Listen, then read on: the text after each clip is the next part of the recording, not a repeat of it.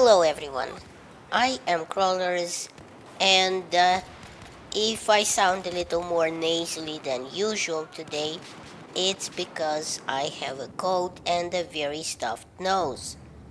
And as you can see, I will be talking like this the rest of the episode.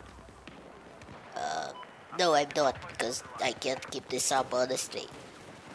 Alright, so this is another episode of Ridiculous Loadout, and as you may have already guessed, this is a series I started way back when, in the Battlefield 3 days, basically pouring myself out for cheap views, running a suggested loadout from one of you in the comments section below. Mostly this is a not so tactical series where most of the loadouts are either bad or troll or just plain ugly looking, and really I get a chance to try out a combination, a kit that I haven't thought of before, maybe, have good results with it. Mostly not though. Alright, so today I have this dreaded loadout suggested by Sharp Sander that I've been trying to avoid at all costs pretty much.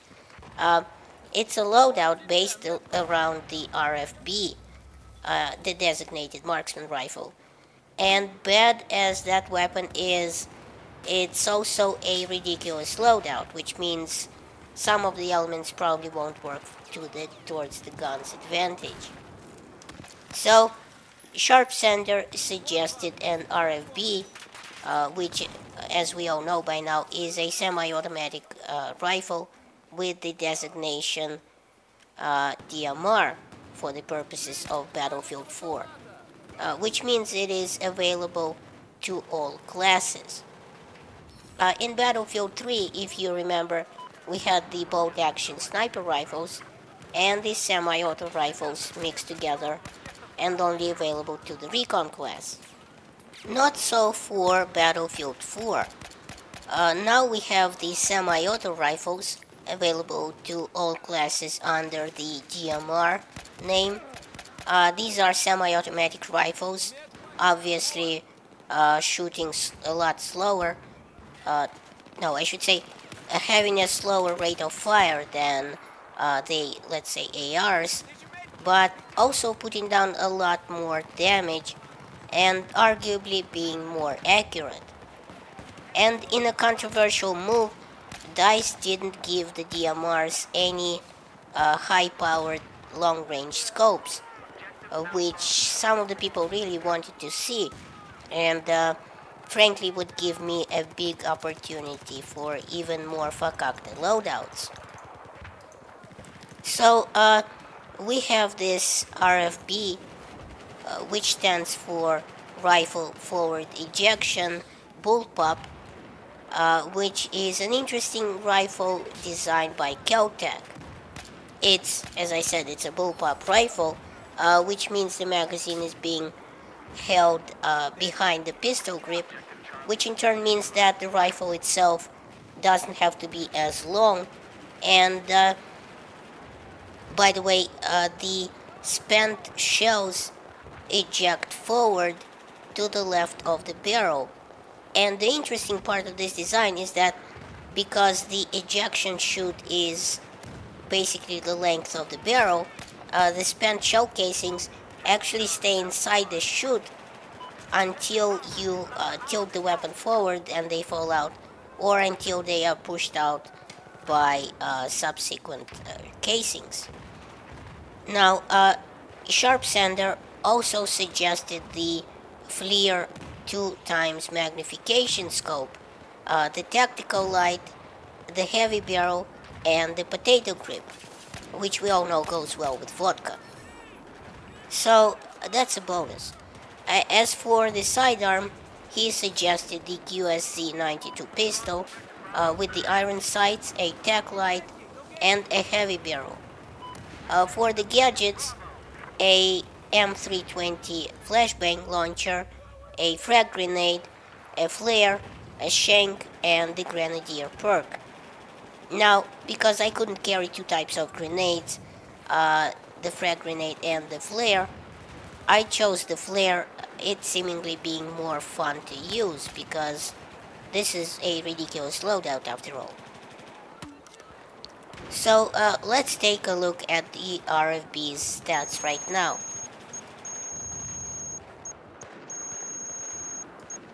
As you can see, the RFB has the higher of the two DMR standard damage models in Battlefield 4, namely 45 damage at 15 meters, which drops off to 38 damage at 80 meters. It fires the 762mm bullet from a box of 20, which, by the way, in real life is a box you insert straight into the magazine well, pardon the pun, without rocking it. It might save some time in a real-world reload situation. The bullets come out at 460 meters a second muzzle velocity, which is the second slowest bullet right after the SKS among the DMRs, which obviously puts the RFB to shame in rate of fire. And speaking of rate of fire, it's 260 RPM, which is again one of the lowest in the DMR spectrum. The reload time is 2.5 seconds for the short reload, which can't really be called short because it's the second highest short reload after the QBU-88, and 3.2 seconds for the long reload, which seems to be very middle of the pack. The recoil up is 0.5, left is negative 0.2, and right is 0.4. And the first shot multiplier is 2, which is true for most DMRs except the Ace 53 SV, which has 2.1 first shot multiplier.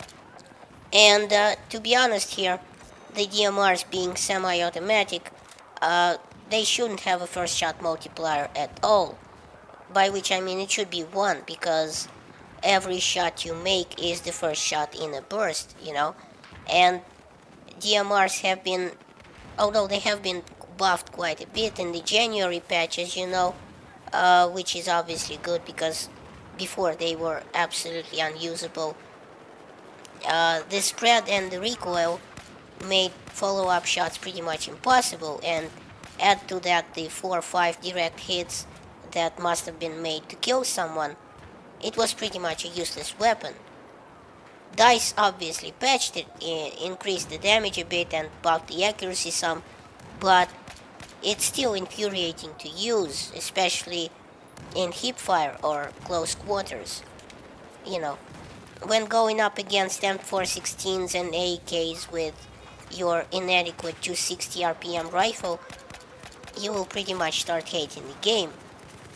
Which is what I did trying to unlock these attachments for this loadout episode.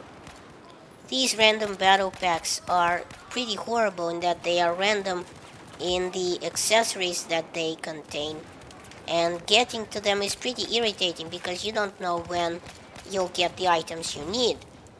So there I was trying to get kills with this inadequate setup and going against shotgun noobs and ARs and failing miserably and raging hard. So no fun there.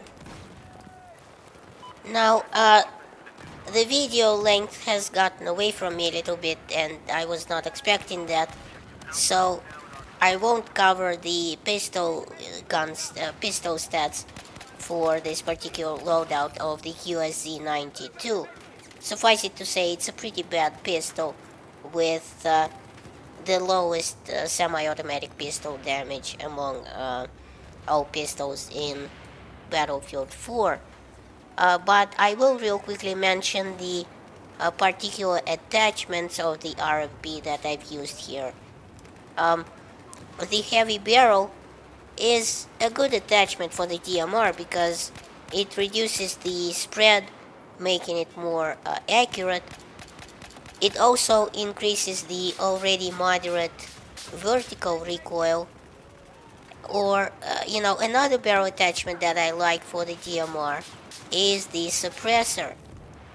This might be surprising to you because as the suppressor will cut down on the already slow muzzle velocity of 460 meters a second to a snail like 290 meters a second. But the thing is, the DMRs make a loud pop when you fire them that stands out above the usual ARs and everything else on the battlefield. So if you are fighting in close areas, in close quarter areas, and want to remain undetected, it's the attachment to use. And as you will, need to remain undetected for the time it takes for you to put 3 shots on target. Now, the potato grip helps a tiny bit with the per shot recoil and goes well with vodka.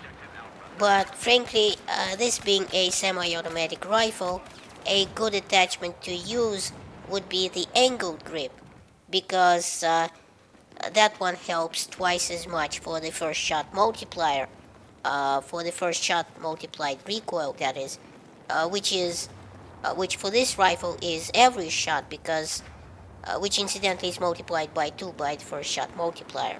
So, it's gonna cut down quite a bit on that. So, this is why most RFBs you will pick up in the field will have the angled or the floating grip on them.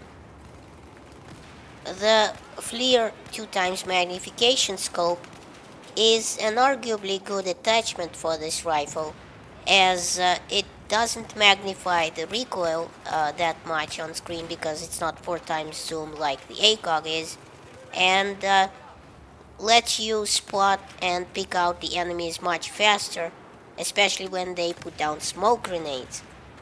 No one except you can see through the smoke, and you start feeling incredible, invincible almost, like a one-eyed man among blind people.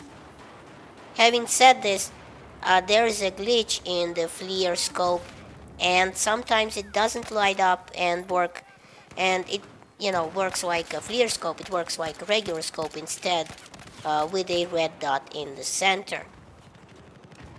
The tech light, on the other hand, might not be a very useful attachment unless you're engaging targets at close range or surprising them in the dark, and take whatever puns you want from that. The tech light is different from the regular flashlight and arguably less irritating because it only lights up when you aim down sights, and as opposed to the regular flashlight, which is either on or off until you toggle the on-off switch. I'll also mention the flashbang launcher real quick here. It's semi-useful to blind people with, but it also seems to be bugged at the moment because I was able to get several kills with it, which, needless to say, shouldn't be happening, and I don't believe those enemies were low on health either.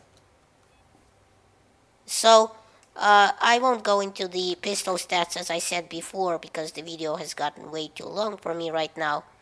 And, thanks for watching. Please rate and share this video as it helps my channel grow. Check out my other videos at the end of this one. And remember, in Soviet Russia, YouTube subscribes you.